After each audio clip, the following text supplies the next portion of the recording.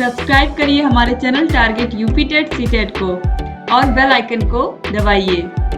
Hello friends, मैं रेनू स्वागत करती हूँ आप सभी भावी अध्यापक एवं अध्यापिकाओं का आपके अपने channel target UP TET CTET में। दोस्तों, आज की इस क्लास में हम आपके डीएलएड सेकेंड सेमेस्टर के इंग्लिश विषय के most important very short answer type questions को यहाँ पर हम पढ़ने वाले हैं। तो चलिए स्टार्ट करते हैं क्वेश्चन नंबर 1 से। इससे पहले मैंने राजन सीरीज के सारे प्रश्नों को करवा दिया है। बहुविकल्पी अतिलघुत्तरी आप सभी को देख सकते हैं और यहाँ पर भी बहुविकल्पी प्रश्न कंप्लीट हो चुके हैं। तो चलिए स्टार्ट करते हैं यहाँ पर हम वेरी शॉर्ट आंसर टाइप प्रश्न यानी कि अतिलघुत्तरी प्रश्नों को। तो क्वेश्चन नंबर 1 से हम स्टार्ट करेंगे। तो क्वेश्चन नंबर 1 क्या कह रहा है यहाँ पर हम देखते हैं। तो क्वेश्चन नंबर 1 यहाँ पर देखिए, point out the objective in the following sentence. The gorgeous lady is coming towards us. ठीक है, तो इसमें हमें एडजेक्टिव ढूंढना है। Point out the adjective in the following sentence. Adjective कौन होता है? जो नाउन या प्रोनाउन की विशेषता बताए। तो इस सेंटेंस में आप ध्यान से देखिए, the gorgeous lady is coming towards us, यानी कि एक बहुत ही सुंदर लेडी है जो हम लोग की तरफ आ रही थी। तो सुंदर कौन है? गॉर्जियस कौन है? लेडी, यानी कि एक औरत। और औरत या आदमी ये क्या होंगे? ये नाउन होंगे। और नाउन या प्रोनाउन की विशेषता बताने वाला शब्द कौन सा है? गॉर्जियस। वो कैसे है? गॉर्जियस है। तो जो गॉर्जियस है ये क्या हो गया? एडजेक्टिव हो गया, विशेषण हो गया। 2022 के एग्जाम में ये सभी प्रश्न आप देखिए पूछे हुए हैं। क्वेश्चन नंबर 2 पे आते हैं। Fill in the blanks with suitable article. I have dash 1 rupee note. तो I have a 1 rupee note, यहाँ पर क्या होगा? ए होगा, एन नहीं होगा। ठीक है, क्योंकि जब हम 1 लिखते हैं तो ये देखिए वह क्या है? व्यंजन है। ठीक है, ये स्वर नहीं है। क्वेश्चन नंबर 3 पे आते हैं। Change the following sentences into passive voice. The teacher praised him. ठीक है, इसे हमें पैसिव वॉइस में चेंज करना है। तो हिम जो है, हिम का क्या हो जाएगा? सब्जेक्टिव फॉर्म ही हो जाएगा। और प्रेज्ड यहाँ पर इसका मतलब पता चल रहा है कि ये पास्ट इंडेफिनिट टेंस का है, तो यहाँ पर इसीलिए यहाँ पर वॉज लग जाएगा। और वर्ब की थर्ड फॉर्म के साथ बाई आता है और फिर सब्जेक्ट। तो he was praised by the teacher, ये हो जाएगा पैसिव वॉइस में। क्वेश्चन नंबर 4 पे आते हैं। Fill in the blanks with correct form of verb. One of the boys in college dash fallen ill. तो यहाँ पर हो जाएगा हैज, यानी कि कॉलेज का एक बच्चा बीमार हो गया है। ठीक है, आगे बढ़ते हैं क्वेश्चन नंबर 5 पर। Punctuate the following letter with punctuation marks wherever necessary. Oh yes said the father, I can at least do that much. तो यहाँ पर आप देखिए ओ यस, ये हो जाएगा डबल इन्वर्टेड कॉमा में, फिर सेड द फादर, फिर यहाँ पर जो फादर बोल रहे हैं आई can at least do that much, उसके बाद ये भी डबल इन्वर्टेड कॉमा में। क्वेश्चन नंबर 6 पे आते हैं। Change the following sentence into interrogative. The deaf can not here. ठीक है, यानी कि जो बहरा होता है वो सुन नहीं सकता है। तो यहाँ पर इसको हम बना सकते हैं can the deaf not here, ये हो गया इंट्रोगेटिव में। क्वेश्चन नंबर 7 पे आते हैं। Change the following into interrogative sentence. He will never forget my kindness. वह मेरी दयालुता कभी नहीं भूल सकता, यानी कि मैंने उसके साथ इतना उसका सहयोग किया है, इतनी दयालुता दिखाई है। तो देखिए यहाँ पर जब हम इसको इंट्रोगेटिव सेंटेंस से बनाएंगे तो ये जो विल है ये पहले आ जाएगा। ठीक है, हेल्पिंग वर्ब विल, फिर उसके बाद ही, फिर नेवर का जो पॉजिटिव फॉर्म होता है वो होता है एवर। ठीक है, will he ever forget my kindness. 2019 के एग्जाम में ये पूछा हुआ प्रश्न है। क्वेश्चन नंबर 8 है। Correct the following sentences. We discussed about the matter yesterday. तो we discussed the matter yesterday. और यहाँ पर दूसरा है John is tired in doing this work. तो John is tired of, tired के साथ क्या लगता है? ऑफ लगता है, tired of doing this work, ये हो जाएगा। अब आगे बढ़ते हैं। क्वेश्चन नंबर 9 है। Change the following into indirect speech. He said I am hungry. तो ये हो जाएगा he said that he was hungry, ये हो गया इनडायरेक्ट स्पीच में। ठीक है, फिर देखिए Raju said Ramesh has been eating food. तो ये हो जाएगा Raju said that Ramesh has been eating food. Ramesh had been आपको दिख रहा होगा, यहाँ पर हैज बीन लगा है, तो बस यही चेंज हुआ है। क्वेश्चन नंबर 10 पे आते हैं। Right one word for the following expression. The science of vegetable life. The science of vegetable life को हम क्या कहते हैं? यानी कि जिसमें हम वेजिटेबल लाइफ्स के बारे में पढ़ते हैं, उसे हम कहते हैं botany. Work without the name of author, इसको हम क्या कहते हैं, ये हो जाएगा एनोनिमस और पेसिव डोनिम। ठीक है, तो यहाँ एनोनिमस बहुत ज्यादा देखने को मिलता है, तो आप इसको जरूर याद रखिएगा। क्वेश्चन नंबर 11 पे आते हैं, complete the spelling of the following words. तो यहाँ पर हम क्या भरेंगे, पहले में BELIEVE बिलीव हो गया, दूसरे में देखिए STRIKE स्ट्राइक, या फिर स्ट्रोक भी हो सकता है। ठीक है, दोनों ही सही है। 2019 में देखिए पूछा हुआ प्रश्न है। क्वेश्चन नंबर 12 पे आते हैं, complete the spelling of the following. तो ये आर्गुमेंट है, साफ साफ दिख रहा है, ARGUMENT आर्गुमेंट। और यहाँ पर देखिए ये है अनकाउंटेबल, UNCOUNTABLE अनकाउंटेबल, यानी कि जिसे हम गिन नहीं सकते। क्वेश्चन नंबर 13 है, fill in the blanks with suitable words given in the brackets. He can not dash my offer, he can not accept ACCEPT, इसका मतलब होता है स्वीकार करना, वह मेरा ऑफर स्वीकार नहीं कर सकता। Do not walk dash footed, तो बेयर फुटेड BARE मतलब नंगे पांव मत चलो। क्वेश्चन नंबर 14 पे आते हैं, correct the following sentences. Every one of the boy was intelligent, इसे हमें करेक्ट करना है। तो यहाँ पर देखिए every one of the boys was intelligent, यहाँ पर बॉयज हो जाएगा, तब ये यहाँ पर क्या हो जाएगा, सही हो जाएगा। फिर है neither Meera nor her friend has done the work. तो देखिए neither Meera nor her friend has done the work, तो यहाँ पर आप देखिए यहाँ पर नाइदर के साथ नॉर लगा है, बिल्कुल सही है, नीदर के साथ नॉर लगता ही है। और यहाँ पर देखिए हैज हो जाएगा, एक बार मीरा की बात हो रही है, एक बार उसके फ्रेंड की बात हो रही है, तो अलग अलग जब एक व्यक्ति की बात होगी तो यहाँ हैव नहीं बल्कि क्या लगेगा, हैज लगेगा, हेल्पिंग वर्ब के रूप में। आगे बढ़ते हैं, 2016 में देखिए पूछा हुआ प्रश्न है।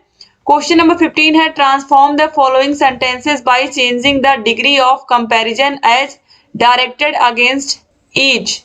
तो Lata Mangeshkar is the best singer of India, इसको हमें पॉजिटिव डिग्री में चेंज करना है। तो इसको हम इस तरीके से लिख सकते हैं, no other singer in India is as good as Lata Mangeshkar. Rita is not so tall as Geeta, इसे हमें चेंज करना है कंपैरेटिव में। तो ये बहुत आसान है, तो Geeta is taller than Reeta, क्योंकि Reeta is not tall as Geeta, यानी कि रीता उतनी बड़ी नहीं है जितनी गीता है, तो गीता लंबी है, तो Geeta is taller than Rita, यानी कि गीता रीता से बड़ी हो गई। बस यहाँ पर ये कंपैरेटिव डिग्री में हो गया। आगे बढ़ते हैं, क्वेश्चन नंबर 15 के बाद 16 है, complete the spelling of the following word. 2016 में पूछा हुआ प्रश्न है। तो मैथमेटिक्स याद रखिएगा, MATHE होता है, MATICS, तो ये हो गया मैथमेटिक्स। और ये है फिलॉसफी की स्पेलिंग, तो PHILOSOPHY फिलॉसफी, तो ये हो गया फिलॉसफी। आगे बढ़ते हैं क्वेश्चन नंबर 17 पर, complete the spelling of the following. ये है कंपार्टमेंट, COMPARTMENT, ठीक है, ये हो गया कंपार्टमेंट। और यहाँ पर आप देखिए ये हो गया ट्रेवल, TRAVELLED ट्रेवल्ड, तो ये कंपार्टमेंट, COMPARTMENT कंपार्टमेंट, और ये ट्रेवल्ड। आगे बढ़ते हैं क्वेश्चन नंबर 18 पर, कंप्लीट द स्पेलिंग फॉलोइंग। तो ये अल्फाबेट लिखा है, ALPHABET अल्फाबेट, और ये है रेसिटेशन, तो RECITATION, यहाँ पर एन तो लिखा ही है। तो इस तरीके से आगे बढ़ते हैं क्वेश्चन नंबर 19 पर, 2017 के एग्जाम में पूछा हुआ प्रश्न है, write one word for the following expression. 2017 में पूछा हुआ प्रश्न है, someone who pursues a study और sport as a pastime. तो ये है एमाच्योर, क्या होता है इसका मतलब, amateur. A gathering of spectators और लिसनर्स एट ए परफॉर्मेंस, जैसे कि कोई रियलिटी शो होता है जिसमें लोग कोई डांस कर रहा है या कोई सिंगिंग कर रहा है, तो इसमें लोग बहुत सारे लोग बैठ कर देखते हैं, जिसे हम स्पेक्टेटर्स कहते हैं। तो यहाँ पर देखिए इनको हम और क्या कह सकते हैं, इनको हम ऑडियंस भी कहते हैं, ठीक है, ऑडियंस। क्वेश्चन नंबर 20 पे आते हैं, punctuate the following letter with punctuation marks wherever necessary. Oh yes, said the father, I can at least do that much. अब आप देखिए ये आपको कई बार देखने को मिलेगा। तो देखिए यहाँ पर अभी अभी आपने इसी में देखा इस प्रश्न को, इसी क्लास में। तो ओ यस, ये देखिए पहले ये डबल इन्वर्टेड कॉमा में रहेगा, फिर यहाँ कॉमा लगेगा, फिर रहेगा सेड द फादर, फिर यहाँ पर कॉमा लगेगा दोस्तों, और यहाँ पे रहेगा आई can at least do that much, फिर उसके बाद यहाँ पर डबल इन्वर्टेड कॉमा बंद हो जाएगा। क्वेश्चन नंबर 21 पे आते हैं, correct the following sentences. Yours truly, तो यहाँ पर आप देखिए यहाँ पर डबल इन्वर्टेड, यहाँ पर ये एपोस्ट्रोफी नहीं लगेगा, बस ऐसे ही रहेगा, yours truly. Tom is older than me, तो यहाँ पर आप देखिए Tom is older than I am, ठीक है, ये इस तरीके से बनेगा। क्वेश्चन नंबर 22 पे आते हैं, explain the specific aims of teaching English at school level. तो according to Thomson and Watt, there are 4 specific aims of teaching English are to understand spoken English, यानी कि जो कोई बोल रहा है उसको समझना, अच्छे से बोल पाना, टू अंडरस्टैंड रिटन इंग्लिश, यानी कि जो लिखा हुआ है इंग्लिश में उसको भी पढ़ पाना, उसको समझ पाना। इसीलिए हमें इंग्लिश आनी जरूरी है, ताकि अगर हमारे सामने कभी भी वो भाषा आए तो उसको अच्छे से हम बोल भी पाए, उसको जो लिखा हुआ उसको पढ़ भी पाए, ठीक है, और जो कोई बोल रहा है उसको अंडरस्टैंड भी कर पाए। क्वेश्चन नंबर 23 है, write one principle of language learning in teaching English, ठीक है। तो टीचिंग इंग्लिश जो इंग्लिश विषय का शिक्षण होता है उसमें कौन से प्रिंसिपल होते हैं उस भाषा को आसानी से सीखने के। The principle of oral approach the learning the language teaching, ठीक है, जो ओरल अप्रोच होता है जिसे हम स्ट्रक्चरल अप्रोच के नाम से भी जानते हैं, ये एक तरीके से प्रिंसिपल ही है लैंग्वेज को सीखने का। क्वेश्चन नंबर 24 है, explain the methods of teaching reading. तो देखिए there are following methods of teaching reading, the alphabet method, the phonic method, look and say method, या the sentence method. Question number 25 है, what is story method. तो in this method a simple story is taken which is interesting in dealing with connected with the child's everyday life, यानी कि बच्चों को हम ऐसी कहानियां सुनाते हैं, ऐसी कहानियां उस भाषा में सुनाएंगे जिन वर्ड्स का वो बराबर यूज करते हैं अपने डेली लाइफ में, जिससे आसानी से वो उन शब्दों से कनेक्ट कर पाए और भाषा को भी समझ पाए और कहानी को भी वो आनंदित होकर के सुने। क्वेश्चन नंबर 26 है, define the definition of approach. देखिए Anthony defines approach is these words. It states a point of view of philosophy or an assumption which one believes that cannot necessarily prove. Question number 27 है, explain the different approach and methods of teaching English. There are following approaches and methods of teaching English. पहला है the structural approach, दूसरा है the situational approach, तीसरा है the communicative approach, चौथा है bilingual approach, पांचवा है द ग्रामर ट्रांसलेशन मेथड, छठवां है डायरेक्ट मेथड, सातवां है डॉक्टर वेस्ट न्यू मेथड और आठवां है ऑडियोलिंगुअल मेथड। इन सभी के माध्यम से हम इंग्लिश भाषा को लोगों को सिखाते हैं। क्वेश्चन नंबर 28 पे आते हैं, what is grammar translation method. The method emphasizes the importance of reading and neglects training in speaking and listening. तो इंग्लिश भाषा जब हम ग्रामर ट्रांसलेशन मेथड से पढ़ते हैं तो हमें रीड करने बहुत अच्छे से आ जाती है, वो पढ़ने बहुत अच्छे से आती है, लेकिन हम उसमें स्पीक नहीं कर पाते हैं, ठीक है। क्वेश्चन नंबर 29 है, the bilingual method. What is bilingual method. In this method, the teacher gave the meanings of English words and sentences patterns in the mother tongue, thus helping the pupils immediately to recall the object or situation and understand the meaning. यानी कि अपनी मातृभाषा का प्रयोग करके हम English भाषा को या दूसरी भाषा को सिखाते हैं बच्चों को, जिसे हम बाइलिंगुअल मेथड भी कहते हैं। क्वेश्चन नंबर 30 पे आते हैं, explain the merit of bilingual method. ठीक है, तो bilingual emphasizes on development of skills of language listening, speaking, reading and writing. ठीक है, क्वेश्चन नंबर 31 पे आते हैं, write the one advantage of doctor West new method. This method assigns an important place to a reading skill. Question number 32 पे आते हैं दोस्तों, तो यहाँ पर आप देखिए जो डॉक्टर बेस्ट न्यू मेथड है, ये यहाँ पर हमें रीडिंग की जो स्किल है वो बहुत अच्छी बनाता है, यानी कि इंग्लिश को पढ़ने की जो रुचि है उसको और पैदा करता है, एक तरीके से पढ़ने की स्किल को और अच्छा कर देता है। अब देखिए यहाँ पर पूछा है क्वेश्चन नंबर 32 पे, डिफाइन द डायरेक्ट मेथड। तो direct method is a method of teaching a foreign language, specially a modern language, through conversation, discussion and reading in the language itself, without the use of the pupil's language, without translation and without the study of formal grammar। यानी कि जो direct method है इसका नाम ही direct है, इसमें हम इस इंग्लिश भाषा को डायरेक्ट सीखते हैं। कैसे? मॉडर्न लैंग्वेज गेम्स के थ्रू, इसके अलावा थ्रू कन्वर्सेशन, डिस्कशन, कन्वर्सेशन के थ्रू यानी कि बातचीत के द्वारा, डिस्कशन करके किसी टॉपिक के बारे में, ठीक है, बिना हम ग्रामर का यूज किए, ठीक है, एक तरीके से हम इसको डायरेक्ट ही बोलना सीखते हैं, कन्वर्सेशन के थ्रू ही बोलना सीखते हैं। क्वेश्चन नंबर 33 पे आते हैं, what is structural approach? The structural approach is based on the belief that in the learning of a foreign language, mastery of structure is more important than the acquisition of vocabulary. ठीक है, तो यहाँ पर structural approach में subject plus verb plus object, कोई भी sentence बनता है तो इसका ध्यान रखते हैं हम इंग्लिश में, तो इसमें सेंटेंस जो बनता है उसका स्ट्रक्चर बहुत जरूरी होता है, इसमें स्ट्रक्चर की ही बात की जाती है। क्वेश्चन नंबर 34 पे आते हैं, explain the type of categories of structure. तो देखिए, sentence pattern, phrases patterns, formula, idioms, ये सभी टोटल 4 डिफरेंट कैटेगरीज आते हैं। ठीक है, बेसिकली वी में divided into 4 different categories. Structure के अलग अलग यहाँ पर कैटेगरीज हैं। क्वेश्चन नंबर 35 है, write one object of structural approach.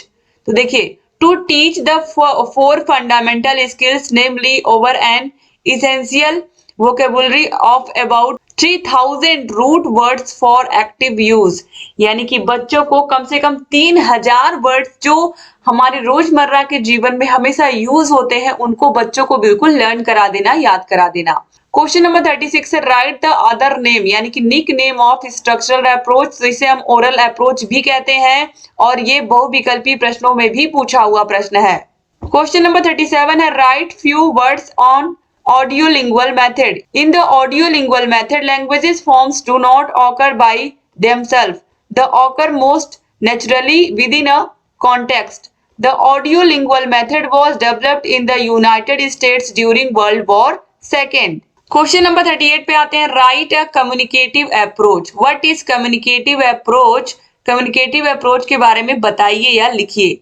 The communicative approach is a learner centred approach, यानी कि जो पढ़ता है उसी के ऊपर पूरा ध्यान केंद्रित किया जाता है, जो भाषा को सीख रहा है उसी को ध्यान में रख करके सारी चीजें की जाती हैं।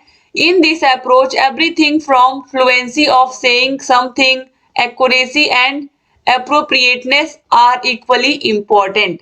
ठीक है, तो यहाँ पर भी पूरा ध्यान जो होता है वो लैंग्वेज सीखने पर होता है और इस तरह कन्वर्सेशन के माध्यम से जितना आप कम्युनिकेट करोगे, आपस में बातचीत करोगे उस भाषा में, उतना ही उस भाषा को सीख पाओगे, यहाँ पर यही बताया जाता है। आगे बढ़ते हैं क्वेश्चन नंबर 39 पर, what is prose? According to Coleridge, prose is the word in their best order. Prose is the words in their best order. Question number 40 है, write two aims of prose. बच्चों को pros क्यों पढ़ाते हैं? Pros का मतलब होता है कहानियां, नाटक, उपन्यास, ये सब चीजें होता है। ठीक है, पोएट्री का मतलब होता है कविताएं। तो write two aims of prose to prepare them for silent reading, यानी कि कहानी को, नाटक को, उपन्यास को आराम से मौन वाचन के थ्रू पढ़ना सिखाना, कि बच्चे आप मन में पढ़ोगे तो भी आप पढ़ पाओगे और अगल बगल के लोग आपके डिस्टर्ब नहीं होंगे इससे।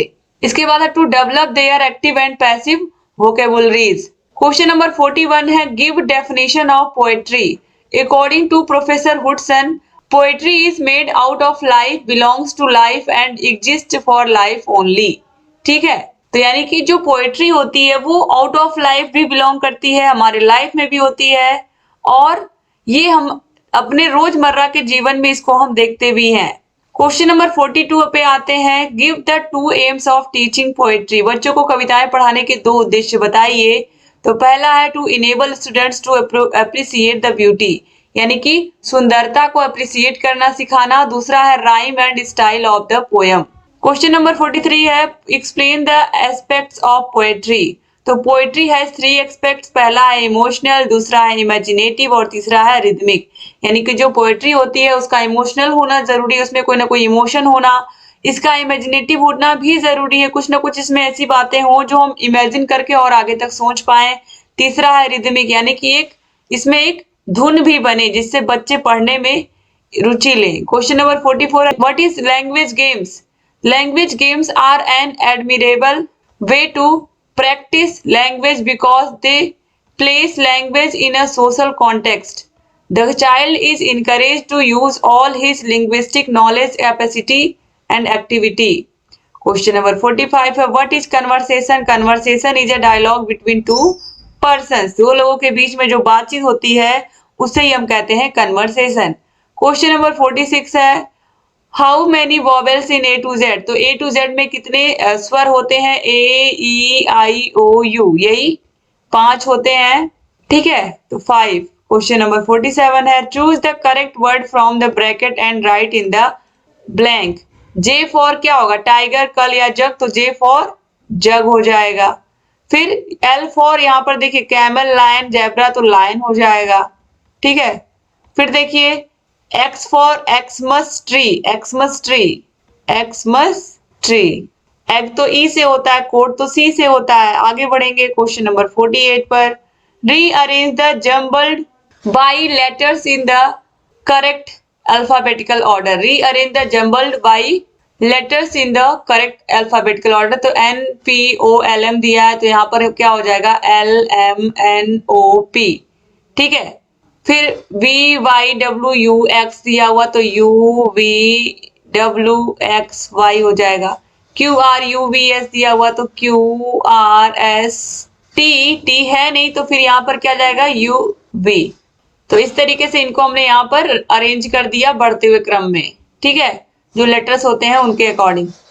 क्वेश्चन नंबर 49 है how many consonants in A to Z. तो आपको पता है 26 अक्षर होते हैं, इसमें से 5 हम घटा देंगे स्वरों को तो व्यंजन आ जाएंगे 21, तो यही हो गए कॉन्सोनेंट। क्वेश्चन नंबर 50 है राइट 5 नेम्स ऑफ वेजिटेबल्स। तो 5 वेजिटेबल्स के नाम बताने हैं, यानी कि सब्जियों के। तो potato, pea, tomato, ginger, carrot. Question number 51 है write 5 names of wild animals. जंगली जानवरों के नाम। तो एलिफेंट हो जाएगा, fox, lion, wolf, bear. Question number 52 है राइट 5 नेम्स ऑफ बर्ड्स। तो parrot, pigeon, vulture, crow, crane. इसके अलावा आउल भी हो सकता है, उल्लू। आगे बढ़ते हैं क्वेश्चन नंबर 53 पर right 5 names of pet animals. जो पालतू जानवर होते हैं जो घरों में लोग पालते हैं। Dog, cow, cat, ox, goat. Question number 54 पे आते हैं राइट 5 नेम्स ऑफ फ्रूट्स। तो fruits name mango, apple, papaya, grapes, banana, orange. Question number 55 है राइट 5 नेम्स ऑफ प्लांट्स। तो देखिए पिचर प्लांट्स, कोबलालिटी, सैंड्यू, ट्यूलिस, एलोवेरा, ये सब क्या है? प्लांट्स हैं। क्वेश्चन नंबर 56 पे आते हैं write name of days in week. तो देखिए यहाँ पर होगा डेज ऑफ वीक। तो देखिए Sunday, Monday, Tuesday, Wednesday, Thursday, Friday, Saturday. Total हो गए 7 दिन। क्वेश्चन नंबर 57 है write 11 to 20 fingers in words. तो 11 ELEVEN, फिर 12 TWELVE, 13 THIRTEEN, 14 FOURTEEN, 15 FIFTEEN, 16 SIXTEEN, 17 SEVENTEEN, 18 AIGSTEEN, 19 NINETEEN और 20 TWENTY। क्वेश्चन नंबर 58 है write the following figures in words. तो 19 NINTTEEN, फिर 42 FORTYTWO2, 79 SEVENTYNINE9, 89 EIGSTYNINE9। Question number 59 है write the example of simple sentence. तो simple sentence I read a poem, I go to market. ठीक है, इस तरीके से ही गोज टू स्कूल, ये सब क्या है? सिंपल सेंटेंसेस हैं।